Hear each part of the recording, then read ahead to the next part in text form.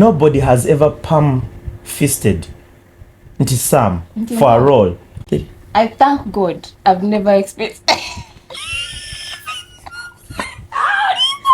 Achikwana kwete wawangula nga wali weeyisa bulungi balangira first runners up ne bagamba Faith Kirabo. I was so happy because I knew what did you know? The person that was going to win. Turelatinga nnyo n'omuntu omunaku, turelatinga nnyo n'omuntu nga she's a nobody. Sure. Bakuwe character ng'oli mugagga ojja tubulira. Abantu bakwagadde bagadde character Suubi. How did you receive the energy?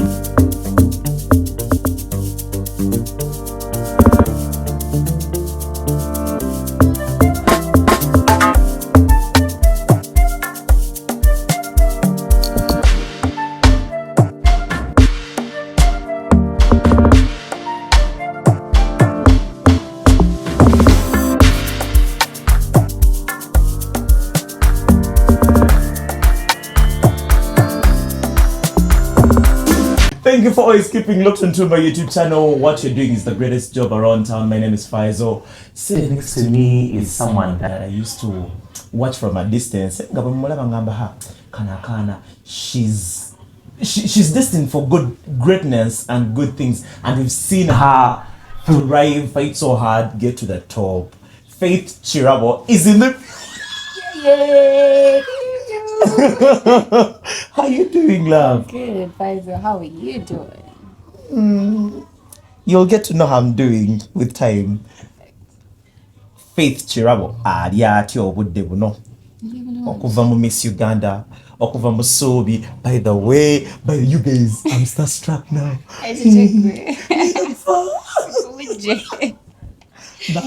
Because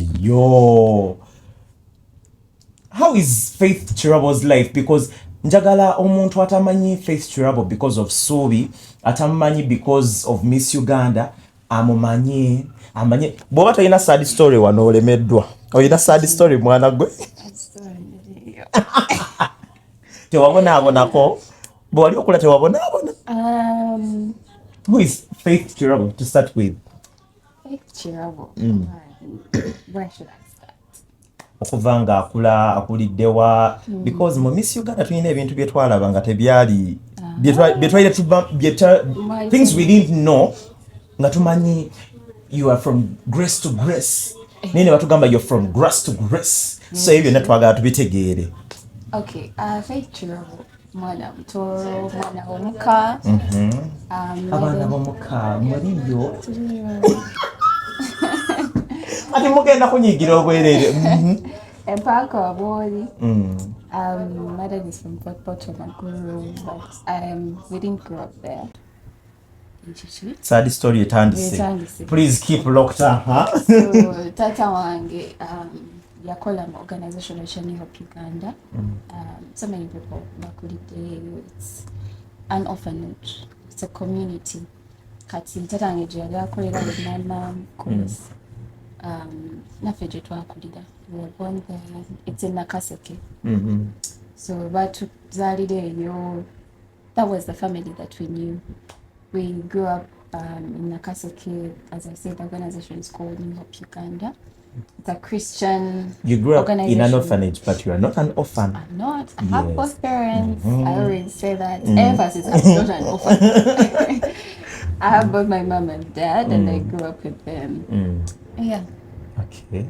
Faith Kirabo akulira besides the orphanage, akula atyo obulamu bwe bwali butya, like while you were growing up, and what inspired you to become the model you are, the actress you are? Because nina video gye ndaba nga ogamba gwe wali toyagala kuba actress.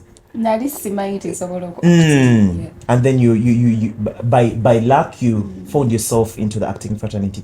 How did you become a model to start with? So I think bagana nga bakulu. I have big brothers. Bali mu industry already. Ngani big brother like bamwita Voice for Ronald.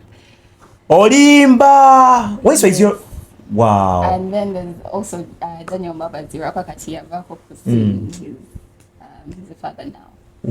waiswa yonogayo mwanvu waliyo omumpi nga nze oba it is an abomination. Namulabako she's not short. She is. Maybe according to heights mweze mutambuliramu. Okay. So Waiswa inspires you to become a model? Yeah, and also I think mukukula ngoli muntu mwavu because people bakugamba but you're such a model and then go now no tanko gamba neche kana ikangezeko nzeteri yakingambako ndi muwanvu waffe ndi muwanvu Faith oyagala kuwakana I am the tallest person ewaffe. You're fired. So okula abantu bagamba you're tall, you're such a model, you're such a beautiful petite girl. And also I was bullied. I've always had like issues in the middle.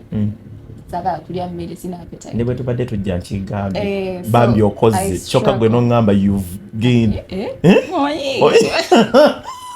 ofuse kibujju. Oh mama tokikola tubeere bakakamu nnyo gwe naleeti mulimu kati bakeekamu tubaleka awo. Yeah, so I think bullying, I always had that thing in me.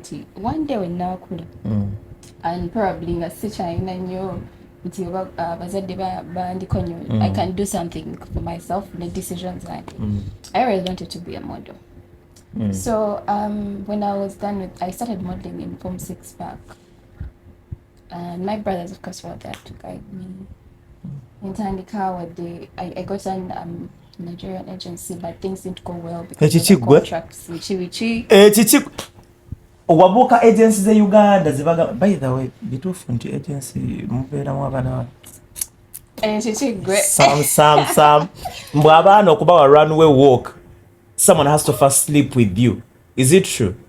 I think then I did protected so much by my brothers. But you've heard of. I've heard, and that is everywhere, in every industry. I think, even in the acting industry, I thank God I've never experienced.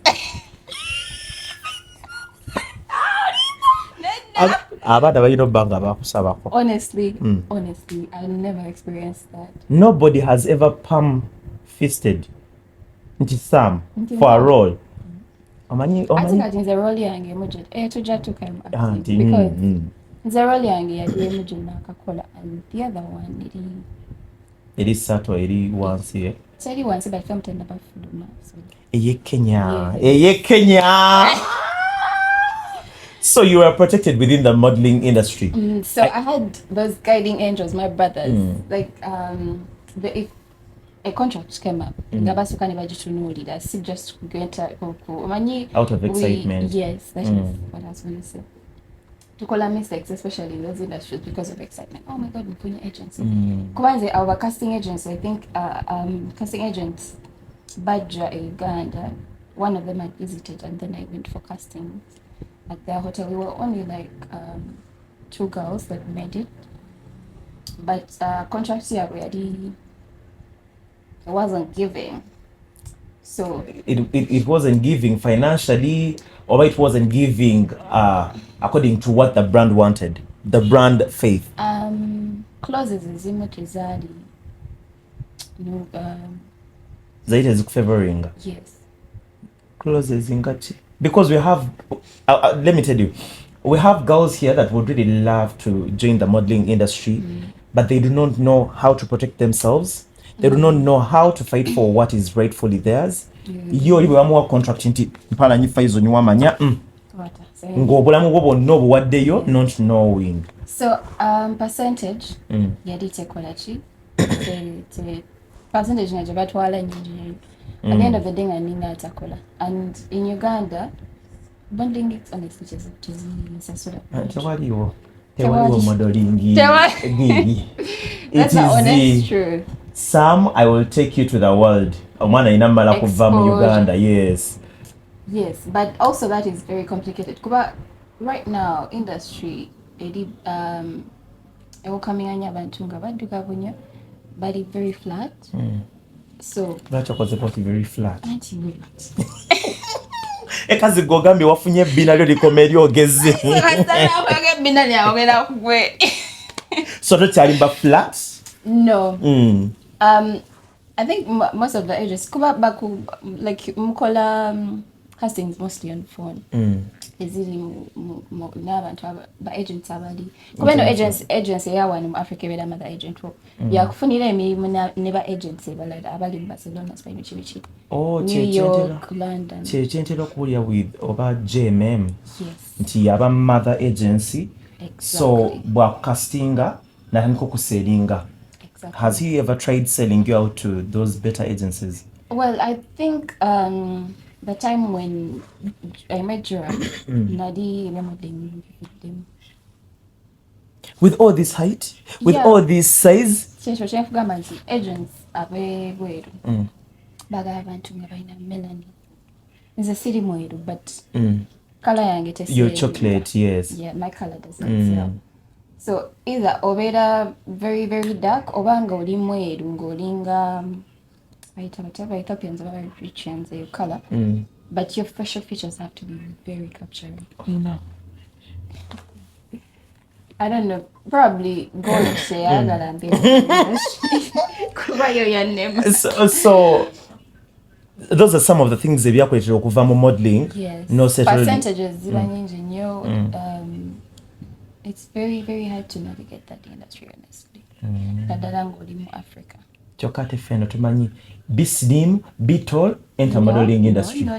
Be slim, be tall, give some, enter God. So you leave the modeling industry. What you charge campus over what you had gotten done with school? So by the way, Nisha, so after Form 6, again I'm modeling, of course Muvak, so after Form 6, the one was a kuba waitress. Abana ba Form 6 nga twakola kuba waiting. Ne to waiting I told you. I think they are ushering. Height, size, yeah. Then after, also my parents were very strict when I in Kamala Form 6. So after that, ningeza hokola accounting for university, but I've always wanted to do aviation. I always saw my parents in aviation, but ngateba kiriza because omanyiko and they know like they think aviation stereotypes so but I feel like the stereotypes are everywhere auntie. Yeah.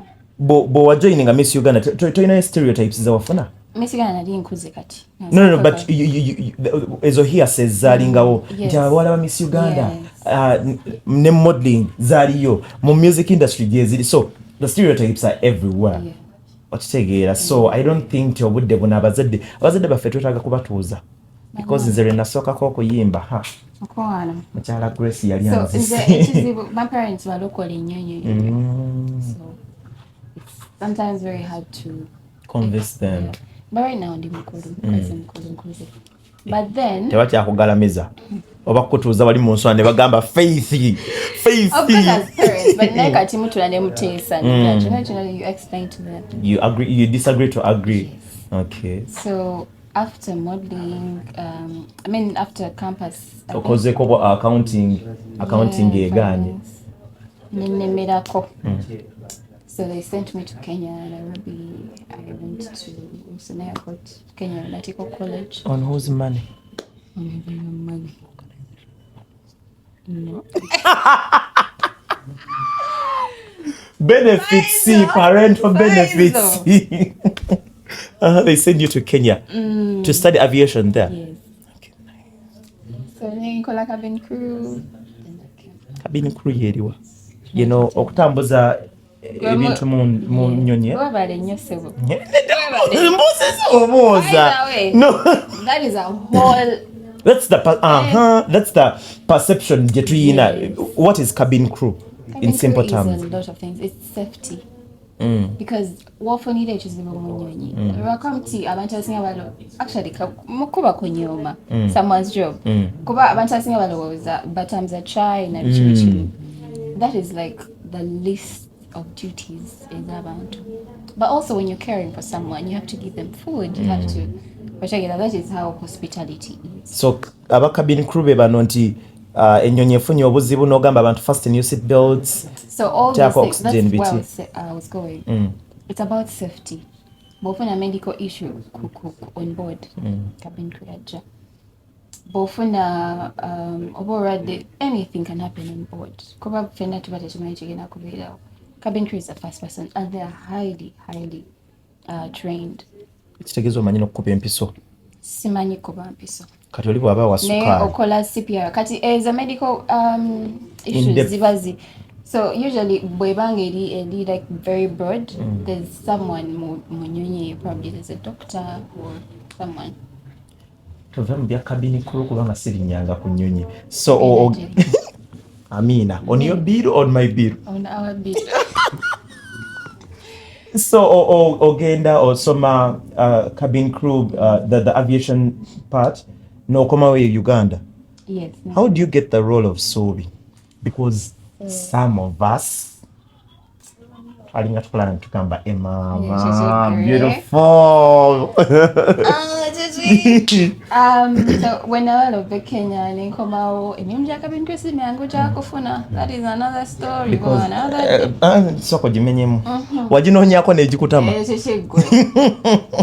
Wanoonya emirimu. Bambi abasoma cabin crew.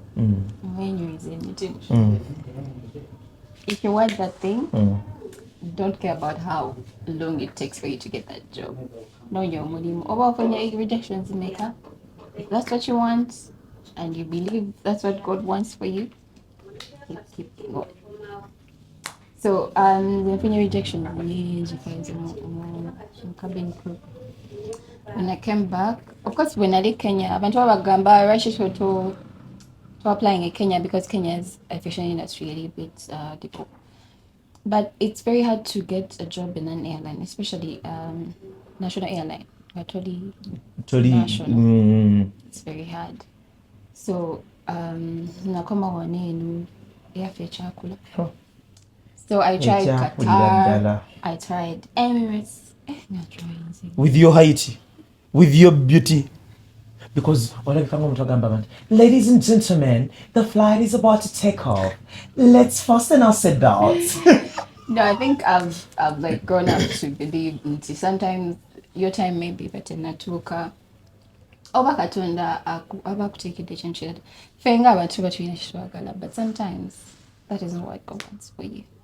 Kati bwafuuka superstar celebrity after Subi tewaddeyo kunoonya. Era nagenda nenzirayo nga ndowooza kati nti mazze face card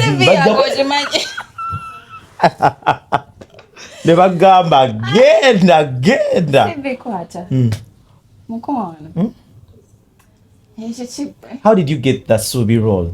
So Subi nali nkomyewo nga ndi awo, I wasn't working. So I had someone I knew ngabali yali akola ne Prestige. Prestige ujimani? Yadi ku DSV nayo. So Prestige ngegenda kugwa. Naye the same producer yakola Prestige yakola ne Beloved. So it was the same crew. Ndowooza kitabye nti tetumanyi na title ya gundi tumanyi Subi. Nti Subi ye. Actually title yali kubeera Subi but they changed it after some time. Beloved. Yes. Kikambwa So that person, casting director. So they were just having a conversation. Nemgamba because the auditions, Subi, but because ba auditioning, then they sent like pictures of the people that have auditioned in Nairobi because they're commissioners of the shows of DSCV, but in Nairobi, like the bosses. Abakola soul decisions, especially for big brands. No, the main characters. Hey, mpalanyo jja no auditioning e Uganda. Yes. Ne bakusindika e Kenya. Basindika bifaananyi. Just meetings ezo. Ne bagamba ono gwe tulina, does she match the character we batyo? So ne bakulonda. Omuntu oyo yali akola in a conversation yali director bamuta Doug Mulumba. So Doug ne casting director bali having a conversation. Namgamba nonyeza Subi. So Doug namgamba, I have this person that I know, she's like looking for a job. Namwa Instagram yange nagenda for my page, she saw my face and my pictures. Then she calls me. Wali omaze auditioning nga oli tonaba? You did not audition for Subi? I did, but after. And you were selected. You were called. Yeah. Wow. I did. But I auditioned. After being selected, yes. ne bakutwala ku trial screen testing. Yes. Then next thing have videos. So the casting director is called Justin Nantongo. Na nkubira simu. Then we met that evening. Then we met. Kubanza nalinda ba prestige. There's a show coming up. And she asked me to do a video. I'm recording her videos. Nalinga sina chemai 5. Nenda ku YouTube. Niampa scripty. Scripty yalimu I think Marcus ni Mr. Kaya conversation. Ngo jago wawera. Nilisindika. But of course, like that helped me a lot. But the director every time, man. So Nesindika video. I think it was a series of auditions of videos. Yeah. Kwegamba fete tulaba nti she was just selected. She was just taken. Regardless nti bakulonda. Ekibato tekyaliwo. And also casting director mchala. Obulamu bote bubadde mu kibatu. Ofuuka Subi superstar.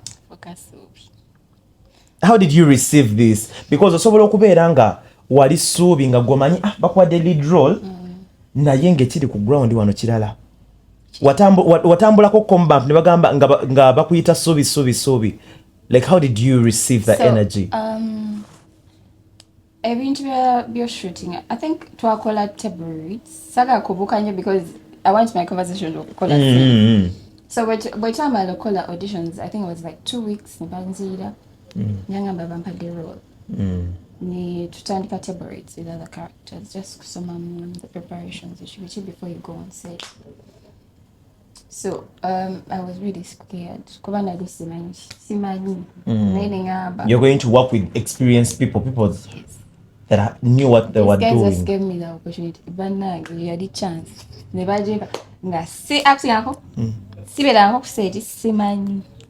What it means to be on set. So understanding, and I was the lead role. Versing very many big actors and I really respect that guy. Ngakugamba ekintu mu character nolowooza ate it's in real life. But honestly, that means they are nyangoida because I think he has that experience. So I think character yange nali mwalawe, so he made it so easy for me. I got attached to him. He's like my dad. Yeah. So I started shooting. So twice I was shooting like 2 months before the premiere of the show. I said shonga wojimanyi nti bwegenda ku screen tebomingira abantu balina okujimanya they suck it in, they like the characters tebamala gajagalirawo. No, omanyi lwaki nkubuuza ekyo it's just that I wanted to fast forward it and then you are like no, I want my story to make sense. Naye kati abantu bagadde character Subi. How did you receive that energy? Because nze bwe nalaba nga siraba Helen Lukoma, siraba mwami Kaya Dube Sempaata, no? Njagala kulaba Subi, that little poor girl, bambi bamubonyabonya. Ate in the end she's going to become the biggest person they can ever like bow down to. Honestly, I was really grateful for that character. Jibampa character nga abantu bajagala. Because trust me. Treating nnyo n'omuntu omunaku. Treating nnyo n'omuntu nga she's a nobody. Sure. Bakuwe character ng'oli mugagga ojja tubulira. Abantu banjagala even up to now. Abantu bagala nnyo Subi and chikuyambako gwe ng'omuntu. Kuba wobeera ku set bane those bad days, the days where you it's a bad day on set. But when you see your work out there and people like it, my God, it's very, very good. It feels so good. Okay. It feels so good. So, kama nyama ni wamparonga abantu bajagala. So, because Anne, Monica, she's my friend, and usually when we're shooting, ntambula nnyo naye tugendako mu band bichi. Naye nga abantu omuntu ayinza omugamba okujja namugamba I hate you. Yeah. That like puts a toll on your mental health. Oh, abantu nga tebakwagalira ddala ebyaddala. Badde manyi ate ekyo kiraga nti you were the character. Yes. Nti character wagitegeera bulungi. It is, but acting is very spiritual. It gets to you. Yeah. Because I've seen Angelina Jolie say nti when she's told nti agenda vasinga muntu gundi, she does not want to be in the same space with them because afuna soft spot. Yes. So she would rather be in another space and then that person nabira mu space indala. By the time wabagambira action, tamuyina ako soft spot. But I think for me, there's a character nali njamba dekati nga newe tuba tunyumiza ne aunt ku lunch time. Netugenda mu scene. Scene yampo obuzibu. Yeyo kuba oluyi because those were like the earlier episodes ngaya. Ngolaba ogenda kukuba mama wo. Boy. Erisi bane poison nakaba maziga ku scene. Why would you cry over something you've read Muri scenes over and over again? You become Subi. You become the character. I became Subi. For that whole year and a half that we shot, I was Subi. I wasn't Faith. Kati, baba funira yo gundi therapy sessions? No. Akutingiye Uganda ngambi. Tebaba funira therapy sessions nti munange ono muntu wabera breaking it down. Let's sit them down. Set ziba very fast. Tewali babysitting. Genda okabe. Tukuwadde eddakiika 2. Oli overwhelmed. Genda okabe. Okomewo. Kubanga ne unit endala ekulinze.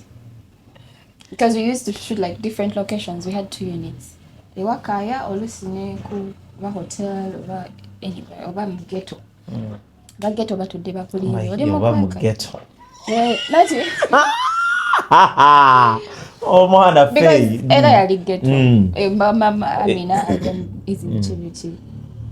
So nga tewali obudde wa therapy. Nti munaye because nzijukira twali tuli shootinga gundi ya Daphne nga Tanya Kankindi, you know her. Yeah. Nga ye lead role waffe nga ayina okukaaba. So she collected her emotions and then she started crying and she couldn't stop. Ne batugamba mumuwa obudde. Fe waffe byalimu anti kati olaba eyo yali borders. Borders yali nti mushootinga ne muwayo nga terani. Yes. Yammwe yali running nga it's fast paced. Teri bintu bya kunansinga. Teddy. Ng'omala okukaaba n'odda mu character eseka. N'ogenda mu love ne makasi. Love ne makasi baana mmwe. But is it true? Bikoma ku seti? Yeah. Mbadde manyi character eyingira personal life and then bwe mu deciding amuti mwagala kukola ki koyagala. But also doesn't it affect you? It does. Because kati bayinza omugamba genda okisinga gundi ngate mu mwatandise relationship. No, mundiza DS muli ebyo like very intense. Only probably a pair, just hug. Yeah. Abulanze tebagiza ne bankasitinga njagala nnyo ebintu bya saliva ne amirezi. So Subi becomes the public's favorite. Netumwagala nnyo. How does Subi not Subi, how does Faith leave acting na joining a Miss Uganda? Oba what triggered you to join Miss Uganda? Because Temani, you've never left acting. Yes. What triggered you of joining a Miss Uganda? Well, speak your truth. No, sir. Hatia, wild and free. Be wild, be free. It's a free space. Obera na oba ku inboxing. No. Ezo zo wazinoonya. Yeah. Okay. Njala nyokole like ebintu abantu abalabi batasobola. Like I like to take on challenges. Nekwa challenge wait. Ninji malanti kati wait. So I think that's how I got into Miss Uganda. Nali njala nakuja 2024 but we were still shooting. Tried to try shooting up in that Matsinabud. So I decided to come in 2025. How was the process? Because well, from me, the photos side of you. ate kati twasokera mu regionals nenzija nempangula ssebo Miss Uganda West. Engule yaffe nga tozze nayo. Engule ennyojjere. Engule erimu ogiina ku mutwe kweri. Ebeera bulijjo kweri. So jatugenda mu regionals Miss Uganda West netumaliriza then we started ebyo. Intense. How were the boot camps? Because awasinga okubeera film boot camp ku lunaku lwa announcement the finale. How were the boot camps? Because omuntu ffe gwe twali tumanyiyo, the only famous faces ze twali tumanyiyo yali gwe ne Naalo. Yes, nga basigadde they're just normal people. Tubalaba tetubeetaaga nnyo ffe nga ffe ba voters. Nedda, no, like from the voters' perspective, nga tugamba we relate with Faith because we know her. We relate with Naalo because we know her errands runner. How are the boot camps? Boot camp, yo ebeera intense, ebeera military training. Yeah. Tewali kubeera baby, tewali mbubu biki. Temwali nga muntu ono ye favorite, bamukutte bulungi. Nga mwenna we babagamba. Fenna tukola breakfast tufumba. Fenna tulongosa ennyumba. Fenna tukola but we are finding at tetuze ku time. Hold on. Tuli emmere yemu. Sokoliddeko. Badde banyi baba batwalanga mu boot camp nga babayigiriza nti omukazi yekola bwati. Temuli mu kufumba. Mukwano. Nga mulina ofumba mulongosa ennyumba. Kati boot camp yaffe 2 weeks twali tutambula. Then 2 weeks twali mu house. Njagala house. Mukwano house kasitoto kaboti. How many people were there? There were 24 girls. 24 girls. I see drama. Yeah. 24 girls. I see drama in the house. Our yet waliwo drama ino. Because the 2 weeks twali tutambula. Tubeera in house. Then these 2 weeks, of course, omuntu aso pretending. So people, you think previous years. Drama yali mungi because bali mu house for 1 month. Yeah. Kati mwene mu pretending mu house. Lwaki mwa pretending. But of course, you could see people nga bagezaako. You keep your composure. Oli bwakunyiiza. Ogezaako. Baera waliyo drama. Finale. Drama abeerawo. So boot camp muzukuka 5:30. Mugenda mukola workouts mutambula. Then you have to keep fit. Are you already fit? You're slim, you're slim.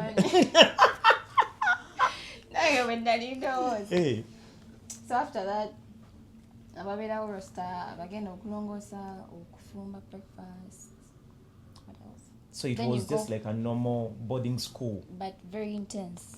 There's no time. Muba mubase sawa 8, 11 mwezi. Sinze. Mukwano. Not me. Our bodies were tired. Not me kubanga zikira ne musomero.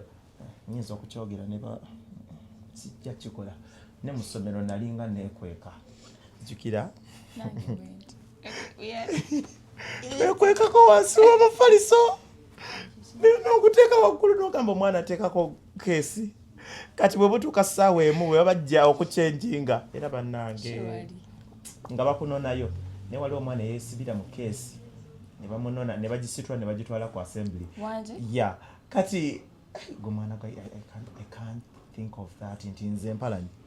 Nebake ku 8. Those challenges, there's a way they build you. Didn't they traumatize you? Because nze nagendayo neyagalidde. Tewali yankaka. No, buli omu yagenda yeyagalidde. Ne yaluzinga yagenda yeyagalidde naye. I'm looking at Sina we never. You cannot convince my brains into never kumunana. Ozukse, ayino kola makeup, or getting ready. Breakfast oluso ojimisize. Ebo jimisinga toji. Neddo budde babu weddeyo. Yeah. Nemgenda mu quick fire, mu kusoma. Nakubuza like ezo questions ngaze bali like where's it you? Size nyini. Yes, yes. Nenga Ngabako training how to answer questions. Yes, how to think very fast, how to like answer on spot. Sikumala budde. that was the training. When we manage a quick fire, you get different facilitators to teach you probably about business, about project management, like different What was skills. your project? Empowering orphan children. Toyagala kwerabira gye wava. Because a project inokubeeranga, it's part of you. Oh, you have to. You embody something that you know about. That you're passionate about. Yeah, errands runner yaliki. Running Social errands. media. Yes, and now I understand. Yeah. Okay. So our neighbor judges were Manida. What you got fed up? Kati wakanze yange yinza bati okuba ndulu nsobola okuinspiringa abantu ne bakuba enduulu Kaseberanga positivity. Please, and kati yange bwe bayakuba ndulu, when you're going to be raped, make the noise. When you're happy, make the noise. Because yeah, but you get a project, it'll be inspiring. Okay. So finale. A lot of chaos was at finale. Kakati ndofe twaje tubimanye ebyo. And kati fe try to ina groups. Omanye that week they are very intense. Your body is literally tired. You're exhausted. You're only waiting for your mind. They made about that alone. Because fe twali ngeno omanye like when they told people to vote nga tu voting atugamba kati nze nalinga voting ngamba njagala errands runner awangule owa social media nga njagala Faith awangule Miss Uganda because nze I for one I was seeing a lot of potential in Faith ngamba ono mwana ate ngeri je I can relate kati nze nga simanyi Kirabo Faith nenga I was relating with Subi ngamba bambi Subi muwala mulungi, she's a hardworking girl, she knows where she came from. When she wins Miss Uganda, it's going to be a win for us the poor people. Okitegeera ngera buli ngamba omuntu lero bolonda errands runner enchalonda Subi. Kati no abantu baite bamayina linnya lyange. Thank you. And I think obadde mbifaananyi nkyuka ku screen I'm different. Anti ku screen kana kanako kati mbifaananyi yo model wa arapapa. Atogambwa. So even in voting abantu baite bamanyi this Subi actually had a nga tebamanyi Kirabo nga bamanyi Subi. Oli anoonya Subi amulonde tamulaba. Finale mukwano yatuuka atukuye because the previous day mubeera mu meeting the judges nomanya nyona project yo so yonna ebeera intensity yamanyi yo. Before you coming for the finale a day before you meet the judges nobagamba nti nze gundi yange is you talk about nayo zikuwa point olaba Miss Uganda teri nti balondera Miss Uganda on that night. No. Your points keep accumulating. Even bootcamp engeje weisa bichi. Achi bwana kwete wawangula. Nga wali weisa bulungi. You were our favorite. Nga weisa bulungi lwaki te wawangula. Faith obo bulungi bwaffe wabutunda. So the finale comes, they announce the winners. How did it honestly feel? Honestly, I want you to speak your truth. Honestly. No, without bashing, without ABCD, but how did you feel? Honestly. Because buli muntu yali ayagala kuwangula. Singa basoka replaying singa muna videos balangira first runners up. Nebagamba Faith Kirabo. I was so happy. For first runners up, right? Because you come from an orphanage, or because Sijitegera? I was so happy because I knew. What did you know? The person that was going to win. Bachelor at NRG that week. But what do you? Are you actually with you? Yes. Never to saw videos. Whom do you think is going to win? If you don't win, whom do you? I'm one of the people that did not say a name, but I knew. How did you know? Now omuntu obomanyi. Now omuntu obomanyi je njagala. Like how? Because okay, like you may see potential in someone. Waliwo ne kino nti privilege waliwo okitegeera so gwe wali omanyi I think zengo omuntu like I have an eye for certain things. Yes, mba nti if this is not it, if it's not faith, it is her. But honestly, did you have hopes in yourself? Did you have hopes in yourself? I did. Of course I did. Why didn't you say your name? But honestly, in zengo omuntu, I was very happy with the position I got. Okay. And super satisfied with what I got. Yes. You kati manange olabaye with the previous Miss Ugandas twalinga tuyina like there was a time we twafunira obuzibu on the internet with Queen. I think it was a Benacho when they got stuck, when they needed help, ABCD. But never take out that narrative of to win you have to be coming from a yes financially stable family. Bichi. Did you become happy until you became first runners up because you felt like it was the right decision that was taken? You felt like it was the right decision? Yes. And every single person. Trivia, Miss Uganda. Get in a bit of Miss Uganda. Ne second runners up. Ne first runners up. Sure. Katirati, by the name chinkubuziza before we started recording. Olivia Nakakanda ina bwe na agamba nti aina gundi pageantry je yetabamu. Gorati wagena no je yetabamu. Because pageant says by securing licenses before you send anyone. Sinti buli muntu asobolozuka kumachana gamba zenda Miss Universe. No. Chachiringa wegambe modeling walo mother agent. So it's kind of similar. Also Miss Uganda ye mother agent ya Uganda. Agent, but ya ina license ya Miss World. Na yeta ina license ya Miss Universe. Miss Universe. Yes. So Miss Universe is also another pageant. Olabe Tanzania kati background ya Miss Universe. Gondi indala organization indala. Ne Miss Tanzania. Miss Tanzania, Miss World, na yo gondi indala. But also Miss Universe eja. I think on Instagram mujina ba page. Kati njagala buzanga fala. Basobola kusindika represent. No, because the ndim organization ya Miss World. Nitangamba not representing Miss World. Because by the way mugenda ddi in August. Yeah, Miss World we tandika. Kale bannange. You realize all this time I thought this time round Uganda did not want to take part into Miss World. No, of course we were going to day Miss Uganda every year. Miss Uganda bagenda Miss World. It's a must. Yes. Tewaliwo switch.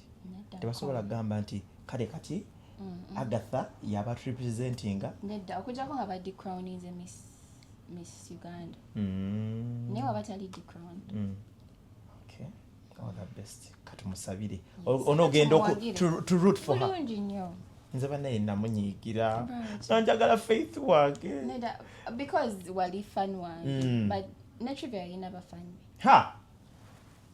Mbigambe. Mbigambe ningambi. But honestly.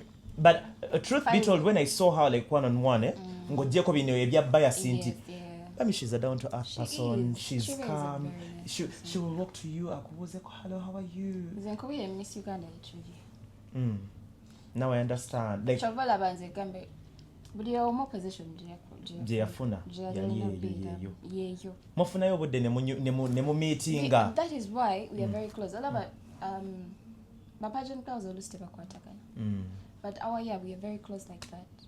Baba bagamba kolona muyino kubane. Nedda. Tosobola chika. By the way, you can't fake for the longest. You can't. So what is Faith up? Like what are you up to? Right now? Because Gundi Chagenda Maso, your initiative, and then the acting fraternity na ye kuli bubi by the Kongs on the Kenyan thing. Oh, thank you. Nakola boli nyenyonyi, you catch flights, not feelings. But honestly, I think Faith Travel is culture. Nedda si Like, kwokya. I'm very private. Bye byabantamya. Obudde buno tukyanoonya Queen Abe nakyo gyali. Tumunoonya gyali abuze. Why are you guys private? I think every other character I want in a personality. Ngezezaako to put myself out on social media, which I'm actually doing. You're not doing, you're trying. I'm trying. Because someone who does, well, the project's coming up. I'm gonna see that one.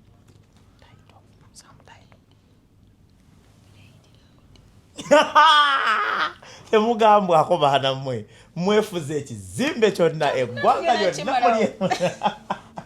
But I'm so happy for you. Yeah, but cost station Nedda tebagiwulidde. So because ne bawulira. Oh no, kino. This is the thing. I work with Energy and Energy is affiliated with Play It Loud. So if you have a project on Play It Loud, it's a win for the whole company, and it's kati yakabugamba nti oyina project to Play It Loud baba bategedde project ki oyinza okuleeta project nga ogenda leeta Miss Universe ngogenda kuleeta you know, so I'm really so happy for you. So yeah, projects are coming. Relationship, no relationship is coming. Ganagana teganna kulaba. You're such a beautiful hot babe, slim, slender, tall, with a very stupid. By the faith, baby, to be a chisiru. Ochali baby wa. You're not a baby. Kasto yingira Miss Uganda over 18 and above. Tonafune mwana gamba nti neba nakweho. Jabali mezi nga wengambye. Nze omusajja wange temujjamula. Nze private. Ekikigwe. Mukwano tomupostinga ku status. Tomupostinga ku status. Sigena mupostinga kubanga aba TikTok. Bana moyo enemies of progress. Buli wetulaba kuswere nnungi. Atukutandika hatiya. Festa jomo rukundo ko kuwacha sawa mwenda ngedulu ziku. How is your relationship going to survive us? Lwaki ogikweka?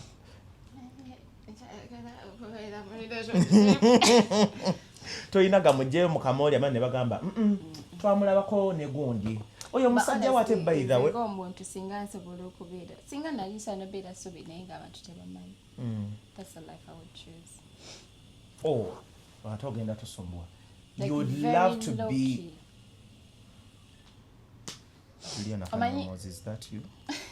What are you doing? Abantu like people that have mentioned, like they have everything, they have like literally everything. Nenga, when you step out, the public says, "Oh yeah, wow, oh yeah." Ngatemumanyi. Kati yo goyagala obeera.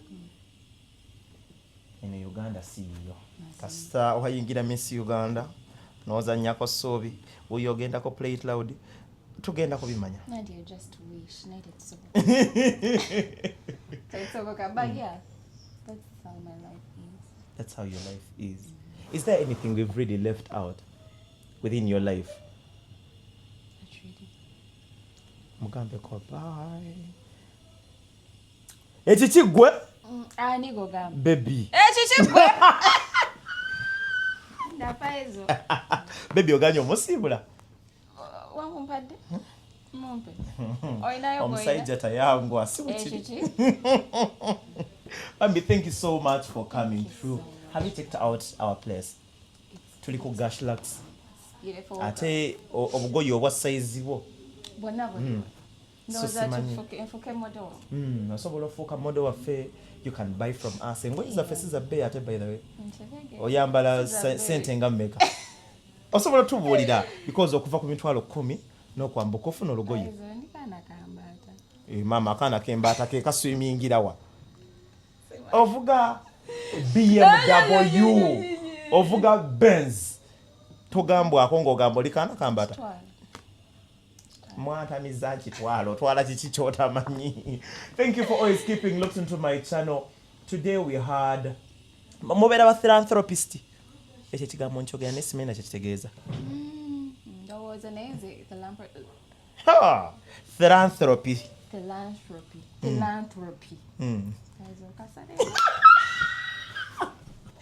Philanthropy. A fee, not fee. It's not fee. Philanthropy wakwaita natandika. Atandika. Akanatandika. But of course, being lazy. I'm not lazy, Paizo. There's so much that goes behind the scenes that you have a lot on your plate. That you can't disclose, yeah, and people don't know these things. So people will judge you and say all things, but yeah. Have people judged you before? Nga bakujudginga ki? Mbonna butono. People cannot judge you for being slim. They do. By the way, nze njagala kaana gaka bwekati. Bwekati. So I don't. Why would people come out to say it? People do judge you, but of course, at the end of the day, it's up to you. If you want to take on the judgment, take ruining, you'll be there unhappy. But if you just move on with life, that's also an option. So you're moving on with life. But then Sabamutumileko. Baby. Mugamba, I love you. Oh. By the way, Miss Uganda, you know where that focus? Kati nkujja kumulama Yeah. Thank you for always keeping locked into my YouTube channel. Faith Kirabo, Miss Uganda, the best actress we have in the country. Chichende say yo. And by the way, it's a judgment for Choladogram. Abantu obakula bango badde TV person ngobadde star DSTV badde Miss Uganda bana emutu webiri abantu bagamba nti tuli expensive emirimu nga emirimu ejokola. Can you be a waitress? You can't. I think you've seen my profile. I've done influencing for company. Sidika. She is the best influencer around town. If you're looking for the best influencer around town, Faith Kirabo. She can influence and sell everything. Obudde buneno asobola okutunda edduuka lya shira lino tudimu ne tunoonya omuguzi omulala kubanga she's the best influencer. Bambi muwe Faith emirimu. No, but honestly, temujja na sente zammwe ntono. Bobo yine emitwalo 2 gasiga. Nedda. Brand nina ekintu Zaira kye yansomesa. Yangamba the more you keep depreciating your brand, abantu bakutwalira awo. Biberamu ne recommendation nti Faizo yali ankoleddeko emitwalo 2 ajja kukolera muwe ogenda maliriza ngo oli ku friendship level. Faith tagenda kukola friendship level.